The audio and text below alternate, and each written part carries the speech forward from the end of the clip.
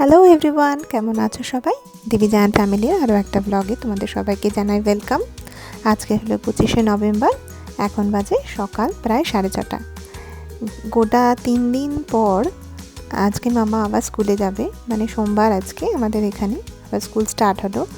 গত ফ্রাইডেতে অত্যাধিক বরফ পড়ার কারণে স্কুলটা বন্ধ ছিল, সেদিনকে আর যাওয়া হয়নি। প্রায় 3 দিন ছুটি ছিল, আজকে আবার স্কুলে যাচ্ছে। তো আমি এখন 6:30, প্রায় এখন 6:45 বেজে গেছে। ওই যে ঘড়িতে এখন বাজে 6:56, মানে 7টার কাছাকাছি। আমি ফ্রেশ হয়ে রান্নাঘরে চলে এসেছি। ওইদিকে মেয়েকেও তুলে দিয়েছি, ও নিজে নিজে ব্রাশ টাশগুলো এখন করতে পারে, তো ওইগুলো সেরে নিচ্ছে। আর সাথে আমি টিফিনটাও ওই সাইড থেকে রেডি করতে থাকি। 8টার সময় ওদের বাস আসে, মোটামুটি ওকে 7:45-8টার মধ্যে রেডি করে দিলে ঠিকঠাক টাইম মতন সমস্ত কিছু হয়ে যাবে। তো এখন নিজে নিজেই ও ব্রাশ করছে, করে আসুক, তারপরে ওকে আমি কিছু খেতে দেবো।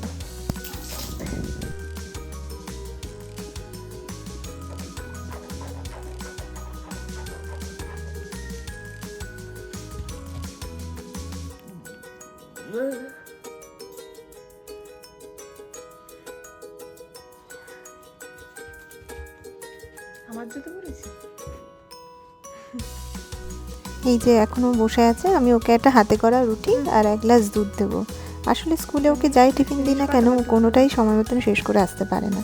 তাই ভাবি সকালবেলা একটু পেটটা ভরা থাকলে সারাদিনটা ভালো যাবে। আবার স্কুল থেকে আসে যখন ওকে আমি লাঞ্চ করে দিই, তাহলে ওর খাওয়াটা ঠিকঠাক হয়। এদিকে আমি ওর টিফিনটাও রেডি করে রাখছি, জয়ের টিফিনটাও রেডি করে রাখি, যাতে ও ঘুম থেকে উঠে খেয়ে অফিসে বসতে পারে। আজকে অবশ্য বাড়ি থেকেই অফিস করবে, তাও সমস্ত কিছু রেডি করে রাখলে সময় মতন হয় আর কি। নাহলে অফিসে একবার বসে পড়লে খেতে দেরি হয়ে যায়। তো সমস্তটা একবারে গুছিয়ে রেখে দিই, যাতে অসুবিধা না হয়। এবার ওকে খেতে দিয়ে আমিও 1 কাপ চা নিয়ে বসলাম ওর সাথে।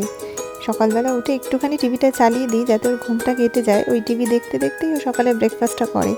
যদিও টিভি দেখাটা ভালো না, তাও উপায় নেই, একটুখানি দিই, নাহলে ওর ঘুমটা ভাঙতে চায় না। আর ওদিকে দেখুন ভোরের আলোটাও বেশ পরিষ্কার হয়ে এসছে, রোদে উঠছে হালকা হালকা। আমিও বসে ওর সাথে একটু চাটা খেয়ে নিলাম, আর একটু মাঝে মাঝে তাড়া দিতে থাকি, নাহলে ও খাবারটা নিয়ে বসেই থাকে। তো ও এদিকে খাক, খেতে খেতে আমার বাকি কাজগুলো হয়ে যাবে, যেমন ওর টিফিনটা ব্যাগের মধ্যে ভরে দেওয়া, ফাইলগুলো এইসব গুছিয়ে রাখি, জামা প্যান্টটাও রেডি করে রাখি, যাতে সুবিধা হয়।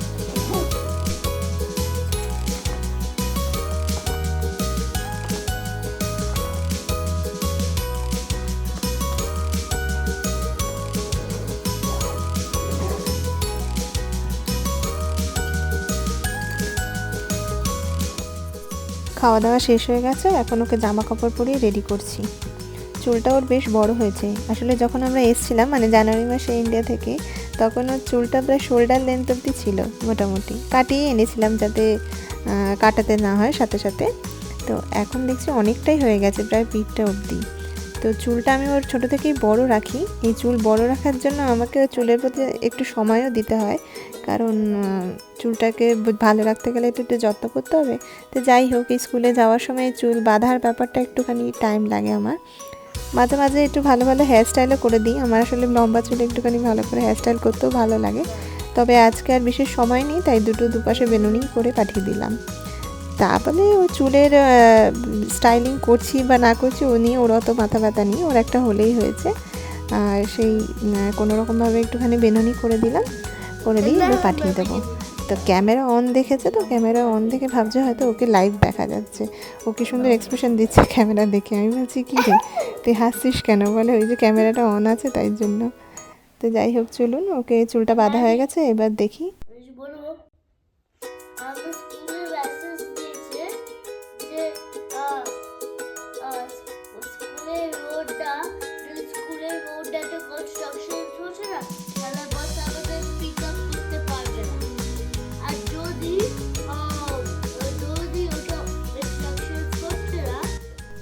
প্রতিদিন এই সময় স্কুলে যাওয়ার আগে একবার মানে আমার মাকে ইন্ডিয়াতে ফোন করি আর কি।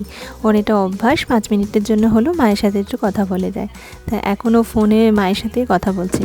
আসলে কিছুক্ষণ আগে স্কুল থেকে মেসেজ এসছে যে স্কুলের যে রাস্তা দিয়ে বাসটা আসে, ওই রাস্তায় কিছু প্রবলেম হয়েছে, তো বাসটা আজকে আসতে লেট হবে।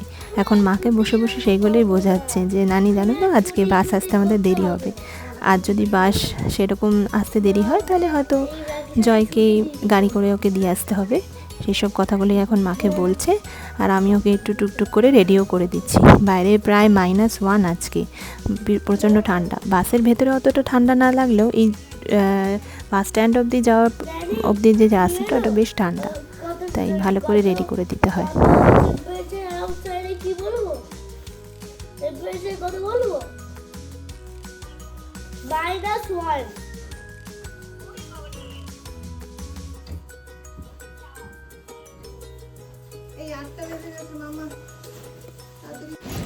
Good morning everyone.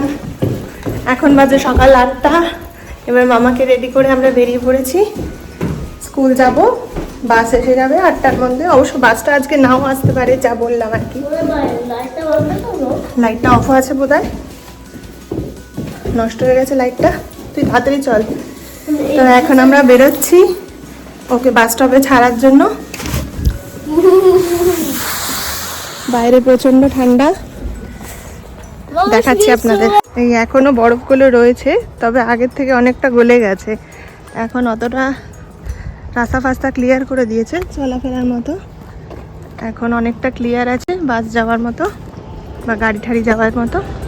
এখন আমরা বাস স্ট্যান্ডের দিকে যাচ্ছি বাস ধরবার জন্য।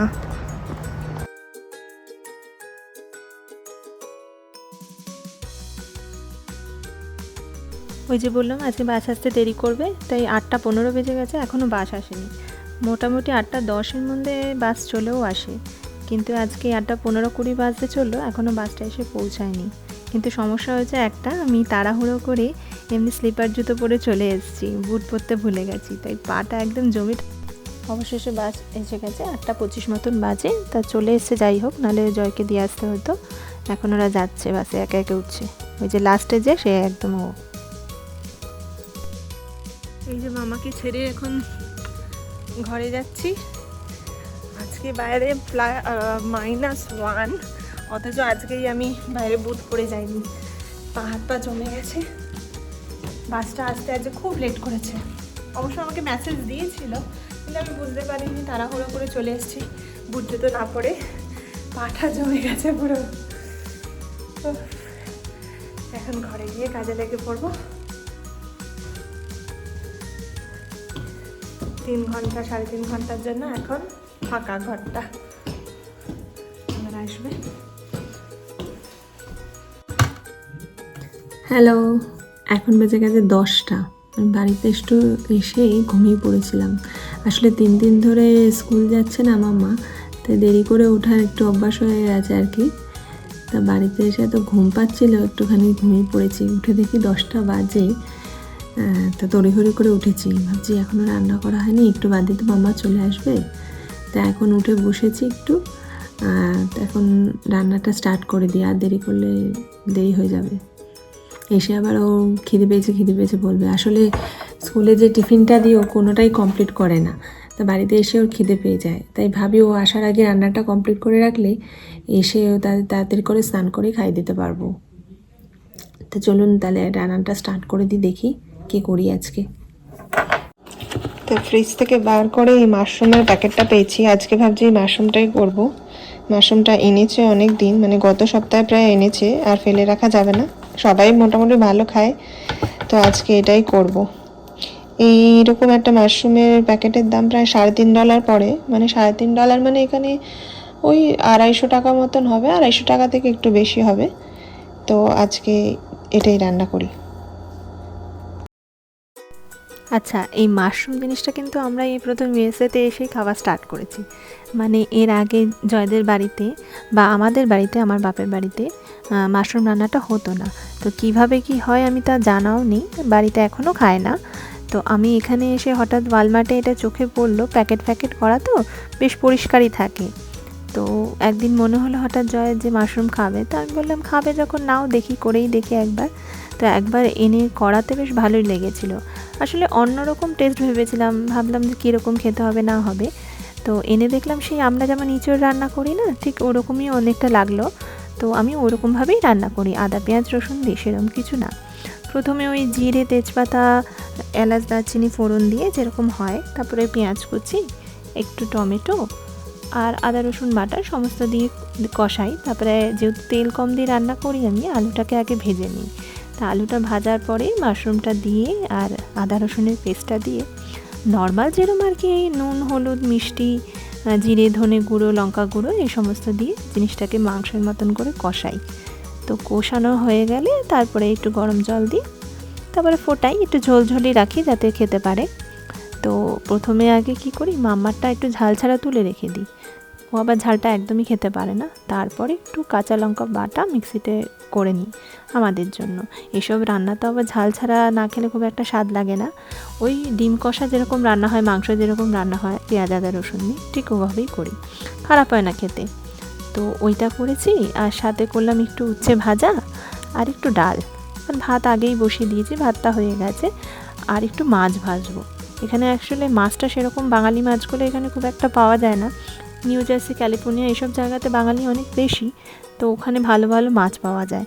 তো রোজের মাছ কিনতে তো জার্সি যাওয়া যায় না, তো এখানে সামুদ্রিক মাছগুলোই পাওয়া যায়, যেমন চিংড়ি সালমন তেলাপিয়া এই সমস্তগুলো। তো ওগুলোই আনি। আসলে মেয়ে আমার মাছ খেতে বড় ভালোবাসে, তো মাছটা একটা ভেজে দিলে ওর হয়ে যায় আর কি। তো ওর জন্যই আনা মেন মাছটা। তো এইভাবে রান্নাটা করব, দেখুন আপনারা।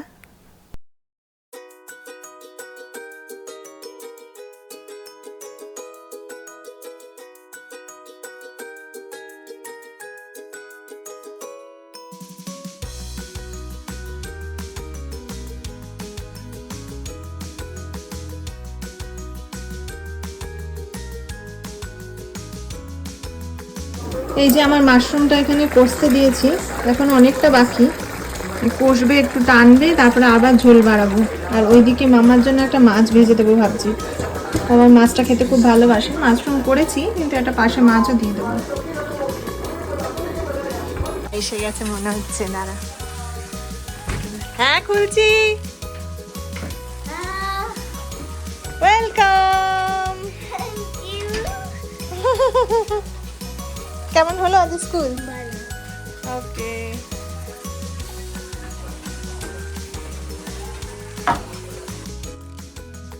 দেখুন মামা এসে গেছে, আমার এখনও রান্না শেষ হয়নি।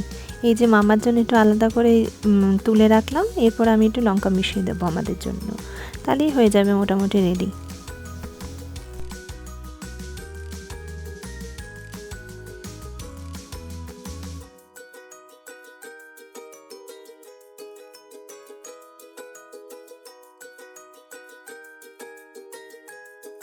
এই যে হয়ে গেছে মোটামুটি রান্না বান্নাগুলো, এবার স্নান করতে যাব। মেয়েও এসে গেছে, ওকে জুস খেতে দিয়ে এবার আমি স্নানটা সেরে এসে ওকে খাওয়াবো। তার আগে দেখাই মাশরুমটা দেখতে কেমন হয়েছে। মোটামুটি হয়েছে একটা, মানে আমরা যেমন ইঁচড়ের তরকারি খাই না, ওরকম টাইপের করেই রান্না করি। এছাড়া আমি জানি না কীভাবে করতে হয়, তো ওইভাবেই করেছি। খেতে ভালোই হয়, খারাপ হয় না। দেখাচ্ছি।